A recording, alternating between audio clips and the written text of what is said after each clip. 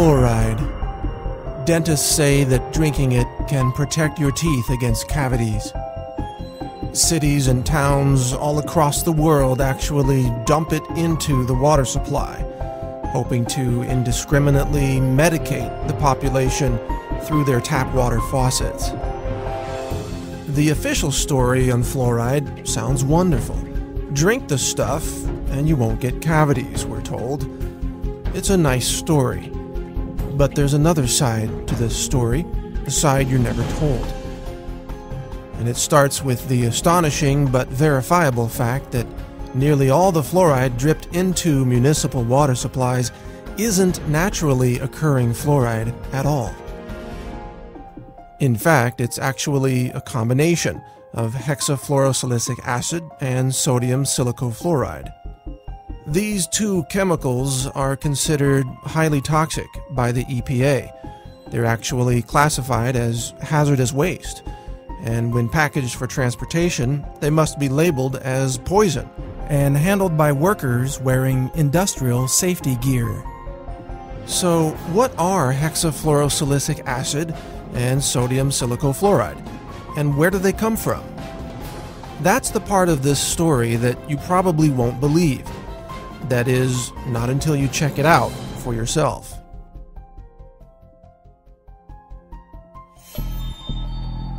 Because the more you look into the mythology of fluoride, the more bizarre this story becomes. And this bizarre story begins at phosphate mining companies. Phosphate is an important mineral used in fertilizers. It's mined from natural rock deposits scattered across the world, and the phosphate rock is then refined to produce phosphoric acid. If that name sounds familiar, that's because it's one of the main ingredients in carbonated sodas, such as Coke and Pepsi. Phosphoric acid is often compared to battery acid.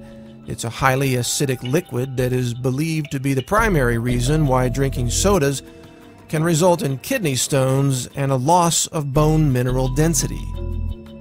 Phosphate rock is also used to create fertilizers.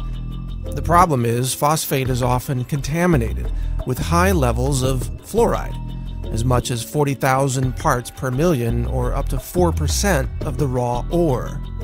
To remove the fluoride, sulfuric acid is added to a wet slurry of phosphate and water.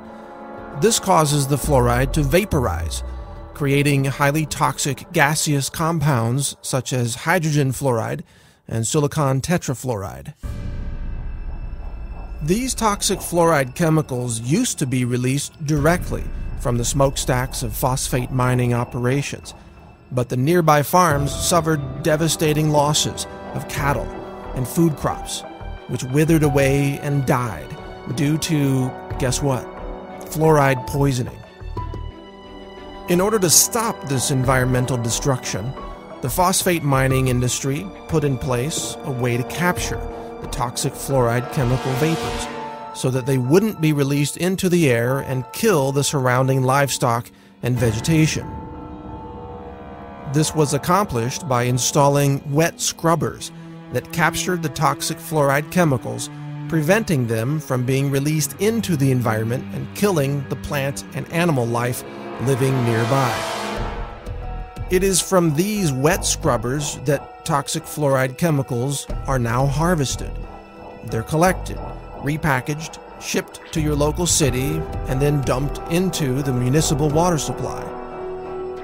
So instead of these toxic fluoride chemicals being released by the phosphate mining smokestacks, they are instead captured and then released into the water supply of large cities, where the chemicals then contaminate the water of millions of people at a time. This is called water fluoridation. When dentists and doctors say they support fluoride in the water supply, what they're really saying is that they support the mass poisoning of the population with a highly toxic hazardous waste product that, if it weren't dripped into the water supply, it would have to be disposed of as a highly toxic hazardous waste under strict EPA regulations.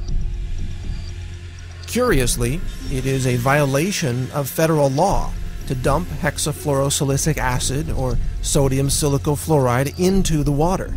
Such an act, in fact, is considered an act of terrorism.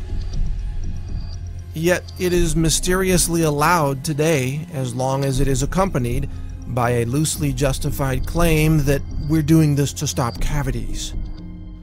But setting aside for the moment the inconvenient truth that water fluoridation involves the illegal act of dumping hazardous waste into the water supply, there's another important question in all this. Do these toxic fluoride chemicals actually prevent cavities? Roughly 99% of the municipal water pumped through any given city never ends up in the mouths of the people. Most water is used for showering, washing dishes, washing clothes, watering yards, and filling pools. Almost none of the fluoride dripped into the water supply comes into contact with human teeth. It does, however, end up downstream, where it contaminates rivers, streams, and ultimately the oceans of our world. In this way, water fluoridation policies have become a convenient loophole through which the phosphate mining industry can dump its toxic waste byproducts into the environment without adhering to any EPA regulations whatsoever. Phosphate mining companies even turn a profit by selling their hazardous waste to cities, then labeling it fluoride, even though this name is scientifically inaccurate. All this raises an obvious question. If fluoride kills cows and crops and fish and is considered a hazardous waste chemical by the EPA, then how could it be healthy to ingest? And why don't doctors and dentists, even though they openly recommend fluoride, sometimes with irrational exuberance, know where fluoride really comes from? If dentists knew fluoride was derived from the chemical waste of the phosphate mining industry, would they still recommend that we consume it? The truth about fluoride is a lot like the truth about Enron or Goldman Sachs or every other shocking revelation that nobody believed until it suddenly became obvious that we were all being fooled for so long. Fluoride is a clever scheme where a hazardous waste chemical is dumped into the environment by passing it through the bodies of people first.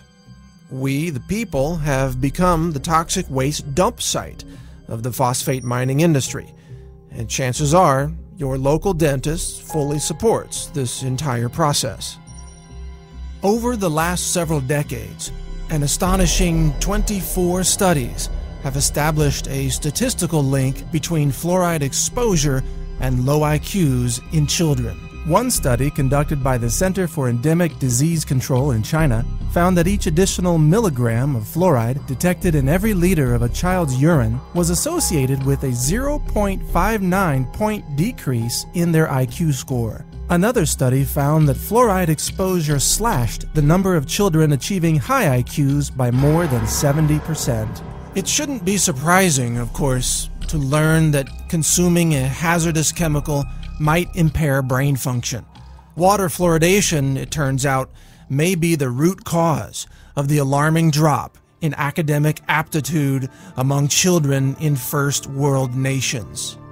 Historically speaking, the mathematics that were taught to 8th graders in the 1950s are now college-level courses in 2011.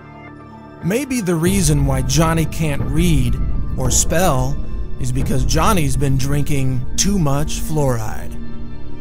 So I have 3 bits of advice for you. First, for your dental needs, always seek out a holistic dentist who understands the toxicity of fluoride and mercury. They will advise you not to drink toxic fluoride chemicals from your tap water. Secondly, don't drink unfiltered tap water. In addition to the toxic fluoride chemicals, tap water is also usually contaminated with chlorine and even dangerous elements from old water pipes. Buy a good countertop water filter from a company like Aquasana, or get a whole house filter to remove chlorine and fluoride from the water entering your home. Thirdly, help fight water fluoridation in your local city or town. If your city is like most cities, water fluoridation policies have been pushed by dentists and doctors who are technically ignorant of the origins and composition of fluoride, and yet they seek to assert power over the composition of your local water supply. They essentially attempt to mass medicate the entire population with what can only be called a drug, a biologically active chemical that they claim can prevent a health condition. And yet, has this drug called fluoride ever received FDA approval as a drug? Have the individual members of the population been individually assessed for their need for such a drug? Have medication doses and drug interactions been considered? Has anyone even been written a prescription for this drug? The answer is no. Fluoride is an unapproved drug being used in a highly illegal mass medication scheme that provides an excuse for the real agenda of disposing of a highly toxic, hazardous waste chemical. It's time to stop fluoride. Demand an end to fluoridation in your local cities and towns. Call for those who purchase and handle fluoride to stop what they're doing. Question the safety of these toxic chemicals being dripped into the water supply. These are actions that endanger the public. They could be called acts of terrorism. And publicly shame the doctors and dentists who have taken part in this mass chemical poisoning, causing untold harm to populations all over the world. Help us stop the fluoride poisoning of our world. Learn more at naturalnews.com. Join the Facebook group No Fluoride. See more videos about fluoride at naturalnews.tv. Visit fluoridealert.org and other anti-fluoride websites that are working to end the fluoride poisoning. Together, with your help, we can end the era of fluoride in our world and protect our children from this industrial poison. Thank you for listening. This is Mike Adams, the Health Ranger, reporting for naturalnews.com and a nonprofit consumer wellness center.